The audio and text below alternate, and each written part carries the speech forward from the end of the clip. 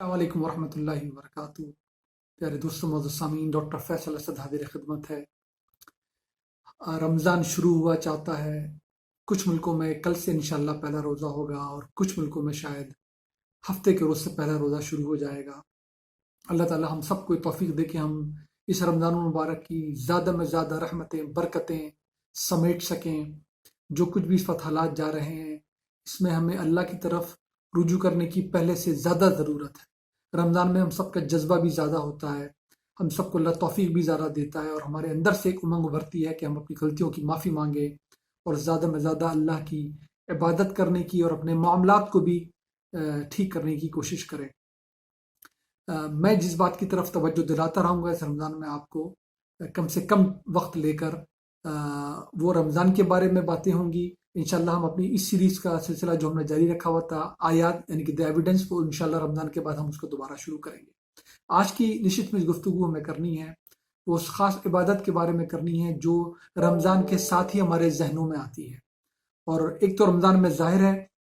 کہ ہمارے ذہن میں آتا ہے کہ ہمیں روزے رکھنے ہیں، یہی ہمیں کرنا ہے رمضان میں۔ رمضان میں ہمارے دل میں امنگ اٹھتی ہے کہ ہم زیادہ میں زیادہ قرآن پڑھیں۔ میں بار بار سب سے درخواست کرتا رہتا ہوں کہ اس قرآن کو ہمیں یہ رمضان کا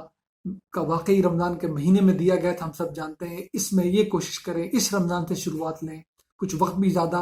اویلیبل ہے حالات کی وجہ سے کہ ہم اس کتاب سے ہدایت حاصل کرنے کے لیے وابستہ ہوں۔ جو جس کی سمجھ اور استطاعت ہے، جہاں سے پڑھ کے اس کو اطمینان ملتا ہے وہاں سے پڑھے، لیکن اس کو سمجھنے کی کوشش کرے، تھوڑا تھوڑا سمجھنے کی کوشش کرے۔ لیکن یہ ہدایت کی کتاب ہے، اس سے ہدایت حاصل ہوگی تو انشاءاللہ ہدایت پہ عمل کر کے ثواب خود بخود ہمیں اس سے حاصل ہوگا۔ دوسری بات ہمیں جو رمضان کے ساتھ ہمارے ذہن میں آتی ہے وہ آتی ہے ایک خاص صلاۃ کی، جسے ہم صلاۃ تراویح یعنی کہ تراویح کی نماز کہتے ہیں۔ اس نشست میں مختصر آپ کے سامنے رکھوں گا کہ یہ جو صلاۃ ہے، صلاۃ تراویح، یہ اس کی صحیح معنوں میں اس کی اصل شکل کیا ہے، ہمارے نبی صلی اللہ علیہ وسلم کی زندگی میں اس صلاۃ کی کیا حیثیت تھی، ان کے لیے اس کا کیا حکم تھا، اور وہ اپنی پوری زندگی میں اس صلاۃ کو کیسے ادا کرتے رہے۔ میں اس پوری گفتگو میں کوشش کروں گا کہ میں کوئی فقہی بحث شروع نہ کروں، کیونکہ یہ آپ جان لیں، یہ سمجھنے کی ضرورت ہے صلاۃ تراویح کی بارے میں، تراویح کی نماز کے بارے میں ساری فقہی بحثیں جو ہوتی ہیں وہ اس کی دوسری شکل کے لیے ہوتی ہیں، وہ اس کی اس شکل کے لیے ہوتی ہیں جو رخصت کی شکل ہے، یعنی کہ ہر جو عبادت ہے وہ اپنی ایک افضل شکل میں کی جاتی ہے، اور ایک اس شکل میں کی جاتی ہے کہ اگر آپ افضل شکل تک نہ پہنچ سکے تو اس کے قریب پہنچنے کی کوشش کریں آپ۔ آج کل صلاۃ ہم گھر پہ پڑھ رہے ہیں، حالات کی وجہ سے مسجد نہیں جا پا رہے ہیں، صلاۃ تو ہم پڑھ رہے ہیں، اس کی افضل شکل یہی تھی کہ مسجد میں جا کے پڑھتے، مسجد میں نہیں پڑھ پا رہے ہیں تو ابھی بھی ہم فرض کی ادائیگی کر رہے ہیں اپنے گھروں میں۔ یہ اس کی دوسری شکل ہے، دوسری سطح کی شکل ہے۔ جس صلاۃ کی ہم بات کر رہے ہیں، ہمارے نبی صلی اللہ علیہ وسلم جب وہ اپنی مکی زندگی میں تھے، جب اپنے لوگوں کو انہوں نے دعوت دینا شروع کی، ہمیں پوری ان کی سیرت سے پتہ ہے کہ پہلے وہ مخصوص لوگوں کو دعوت دینا انہوں نے شروع کی، قریبی لوگوں کو شروع کی، اعلان انہوں نے دعوت نہیں شروع کی۔ پھر وہ وقت آیا جب اللہ تعالیٰ نے ان کو حکم دیا کہ اب آپ نے اعلان دعوت دینی ہے اپنے ہی ان لوگوں کے اس معاشرے میں، ان عزیزوں میں، ان اقارب میں جن میں وہ 40 سال گزار چکے ہیں۔ اب انہوں نے کھڑے ہو کے دعویٰ کر دینا ہے، اعلان کر دینا ہے کہ آپ غلط دین پر ہیں، آپ بتوں کی عبادت کرنے والے ہیں، یہ باطل دین ہے۔ صحیح دین جو ابراہیم علیہ السلام کے ذریعے اس ملت ابراہیم کو ملا تھا، جس سلسلے کے آخری نبی ہمارے نبی صلی اللہ علیہ وسلم تھے، یہ تھے ابراہیمی کی اولاد، ان کے سارے عزیز و اقارب، ان کے معاشرے والے قریش۔ اب انہوں نے ان کو بتانا تھا کہ جو اتنے صدیوں میں آپ نے بگاڑ پیدا کر لیا ہے، جو خرافات اور جو ملاوٹیں، جو غلط چیزیں دین ابراہیم میں شامل کر دی گئی ہیں، وہ سب باطل ہیں، اور یہ دین اپنی آخری شکل میں بالکل صحیح طور پہ اب جاری کیا جا رہا ہے۔ یہ بہت بڑا ایک بوجھ تھا، اور ہمارے نبی صلی اللہ علیہ وسلم اس بوجھ کو محسوس کرتے تھے۔ اللہ تعالیٰ نے جب ان کو یہ حکم دیا کہ وہ اپنے اعلان اس دعوت کو دینا ہے، تو اللہ تعالیٰ نے فرمایا، سورہ مزمل ہم پڑھتے ہیں، 75ویں نمبر کی سورت ہے، بتایا کن کیفیات سے ہمارے نبی صلی اللہ علیہ وسلم گزر رہے تھے، کتنی آزردگی وہ محسوس کرتے تھے کہ یہ پیغام ہے، یہ سچ اور حق کا پیغام ہے، اور لوگ اس کو مدافعت کر رہے ہیں، لوگ اس کو رد کر رہے ہیں۔ تو ان کا انجام بھی پتہ تھا، یہ ان کا اپنا معاشرہ تھا، یہ ان کے اپنے عزیز و اقارب تھے، اور یہ ان کو پتہ تھا کہ کتنا مشکل کٹھن کام ہے یہ، کہ کہنا ایک معاشرے میں ان لوگوں میں جن میں صدیوں سے یہ غلط بات رچی بسی ہے، ان کی ہڈیوں تک میں اتر چکی ہے، کہ یہ بتوں کی پوجا کرتے ہیں، یہ شرک کرتے ہیں اللہ کے ساتھ، اللہ کو مانتے بھی تھے اور شریک بھی کرتے تھے اس کے ساتھ، تو اب ان کو یہ بتانا تھا۔ تو اللہ تعالیٰ فرماتے ہیں نبی صلی اللہ علیہ وسلم کو مخاطب کر کے، یا ایھا المزمل، اٹھو میرے بندے جو تم اس طرح پڑے ہوئے ہو اپنے آپ کو لپیٹ کے۔ یہ آجردگی کی تصویر کھینچی ہے ان کی، قم اللیل الا قلیلا، تمہیں اب رات کو کھڑے ہو کے قیام کرنا ہے لیکن تھوڑا ہی وقت چھوڑو گے رات میں سے، نصفہ او انقص منہ قلیلا، آدھی رات یا اس سے تھوڑا کم، او زد علیہ ورتل القرآن ترتیلا، یا اس سے تھوڑا زیادہ، کہ تمہیں اب رات کو اٹھنا ہے، رات کو اٹھ کے اللہ کی عبادت کرنی ہے، آدھی رات اس سے تھوڑا کم یا اس سے تھوڑا زیادہ، اور اس کے اندر تمہیں کیا کرنا ہے، ورتل القرآن ترتیلا، بہت ہی ٹھہر ٹھہر کے واضح طور پہ صاف انداز میں قرآن کی تلاوت کرنی ہے۔ انا سنلقی علیک قولا ثقیلا، کیونکہ ہم بہت ہی بھاری ذمہ داری، بہت ہی بھاری پیغام کی ذمہ داری تمہیں عطا کر رہے ہیں۔ انا ناشئۃ اللیل ہی اشد وطئا واقوم قیلا، کیونکہ رات کا یہ جو پہر ہے، جو جس میں تم سو کر بیدار ہو کے اٹھتے ہو، ہر طرف خاموشی ہے، بہت ہی موزوں وقت ہے، کس بات کے لیے؟ یہ کمک حاصل کرنے کے لیے، یہ طاقت حاصل کرنے کے لیے، جب خیالات اور زبان اور قلب ہر چیز بالکل ایک ہی جگہ آ کے جمع ہو جاتا ہے، بالکل موزوں ہے اس کام کے لیے یہ وقت اور یہ عبادت جو ہم آپ کو بتا رہے ہیں۔ انا لک فی النہار سبحا طویلا، کیونکہ صبح کے وقت پر آپ کی بہت ساری ذمہ داریاں دوسری شروع ہو جاتی ہیں۔ دن کا وقت انسان کو یہ مہلت نہیں دیتا کہ وہ اس طرح کی عبادت جس کی یہ خصوصیات ہوں کہ وہ اس کو انجام دے سکے۔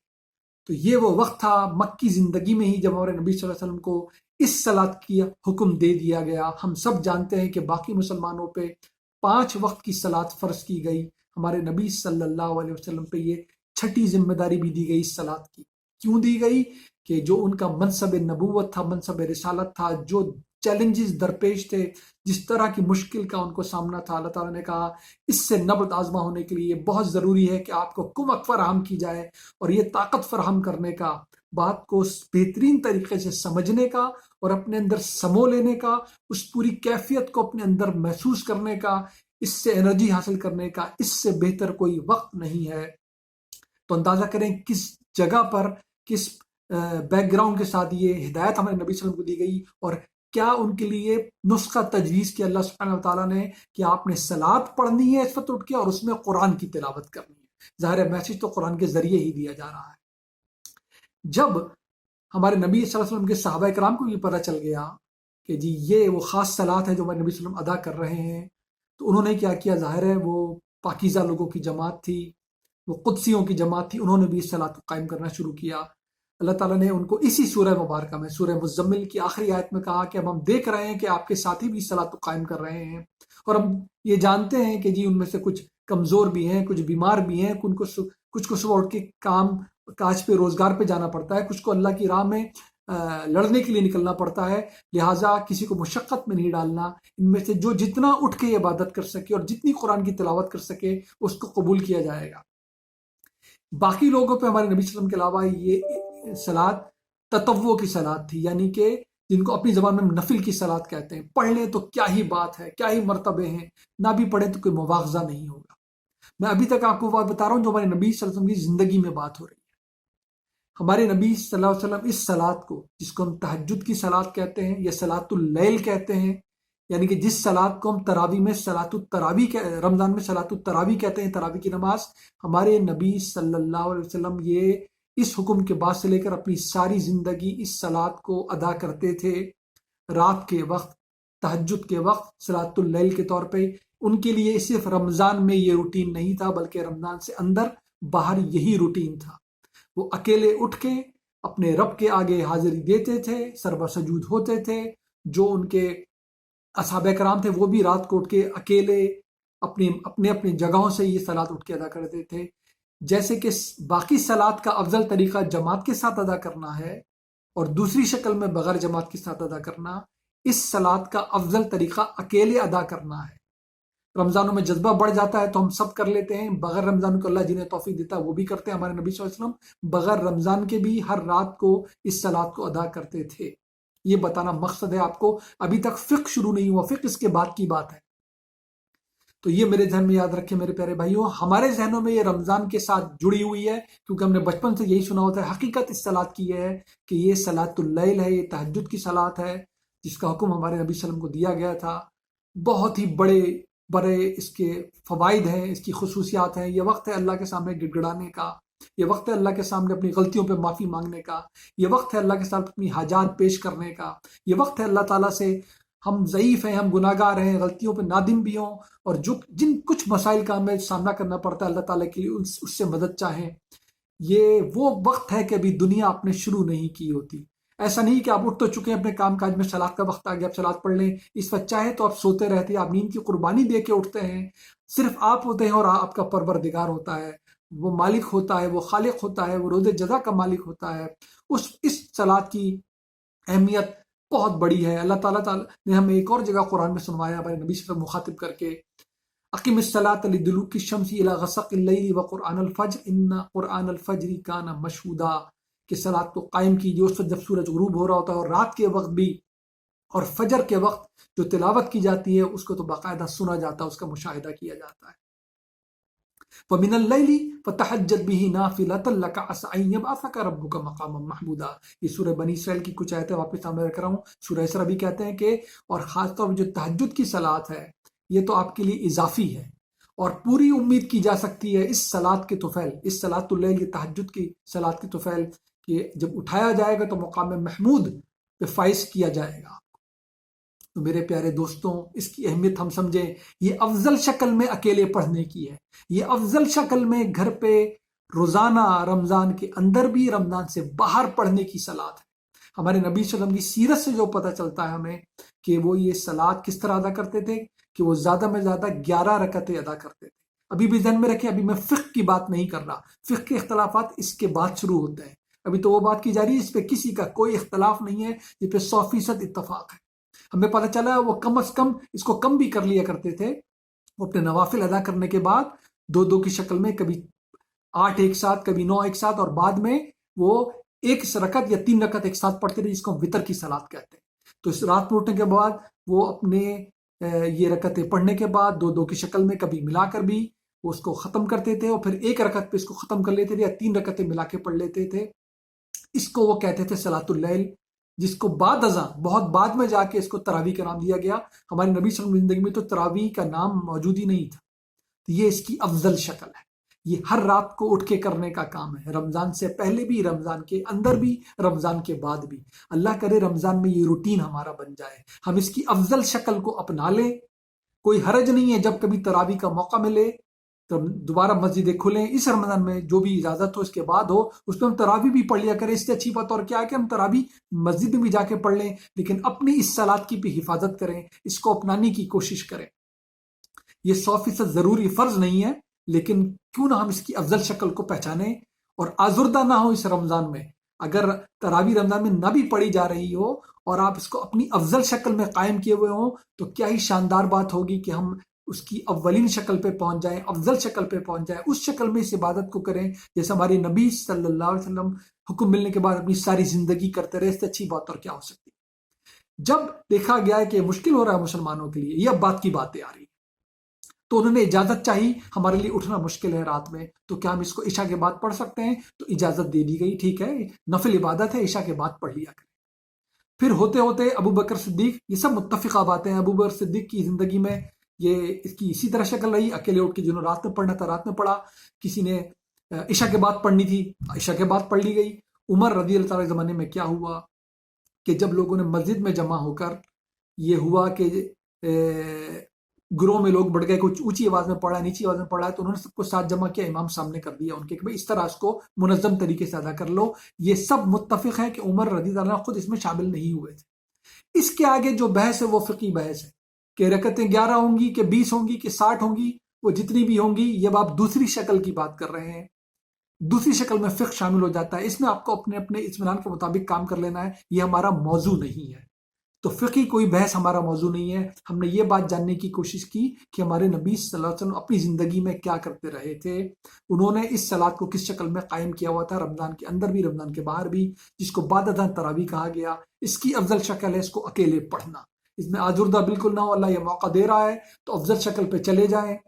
اس کی عادت اللہ کرے رمضان میں ہمیں بن جائے، اور یہ رمضان کے بعد بھی قائم رہے۔ تو اس سے اچھی بات اور کیا ہوگی کہ ہم اس وقت اٹھ کر، ابھی دنیا کا کام شروع نہیں ہوتا، ہم اپنے اللہ کے سامنے حاضری دے دیں اور اس کی برکات اور اس کے تمام فوائد سے ہم مستفید ہو سکیں اور اپنے گناہوں پہ اللہ کے سامنے نادم ہو سکیں۔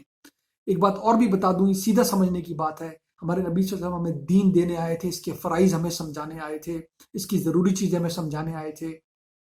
ہوا یہ، ان کی سیرت سے ہمیں پتہ چلتا ہے کہ ایک دفعہ مسجد اپنے حجرے سے باہر مسجد نبوی میں آئے، یہ اسی صلات کی اسی رات کے وقت ادائیگی میں کچھ لوگ موجود تھے، ہمارے نبی صلی اللہ علیہ وسلم کے ساتھ شامل ہو گئے۔ دوسری رات بھی ہوا، تیسری رات جب زیادہ لوگ جمع ہو گئے تو چوتھی رات ہمارے نبی صلی اللہ علیہ وسلم حجرے سے باہر نہیں آئے، اور انہوں نے بعد میں آ کے بتایا مجھے پتا تھا تم لوگ آ گئے ہو، میں اس لیے نہیں آیا کہ اگر یہی روٹین بن جاتا تو ہو سکتا ہے یہ صلات رات کے وقت کی فرض کر دی جاتی۔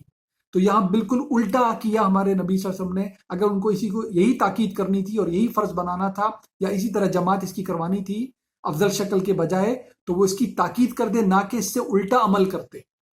تو یہ میں نے ابھی بھی فقہ کے علاوہ ہم نے ساری باتیں کی ہیں، اس کی افضل شکل یہ ہے کہ اس کو ہر رات ہم اٹھ سکیں، جتنی اللہ ہمیں توفیق دے، جتنی دیر توفیق دے، جتنا قرآن ہمیں یاد ہو، اللہ کے سامنے کھڑے ہوں، اپنے نوافل ادا کریں، اس کے بعد وطر ادا کریں۔ میں اس کی تاکید بہت سالوں سے کر رہا ہوں کہ نئی بات نہیں ہے، جو لوگ مجھے جانتے ہیں وہ جانتے ہیں کہ میں بہت عرصے سے تاکید کر رہا ہوں۔ آپ تراویح پڑھ بھی لیں اپنی، پہلے بھی جن کو میں کہتا رہا ہوں تراویح پڑھ بھی لیں، ابھی بھی موقع ملا، جن کو موقع ملتا ہے پڑھ لیں، بعد میں بھی پڑھ لیں، اس کے بعد بھی کوشش کریں کہ اس صلات کو اس کی افضل شکل میں، اصل شکل میں ادا کرتے رہیں، رمضان میں بھی، رمضان کے بعد بھی،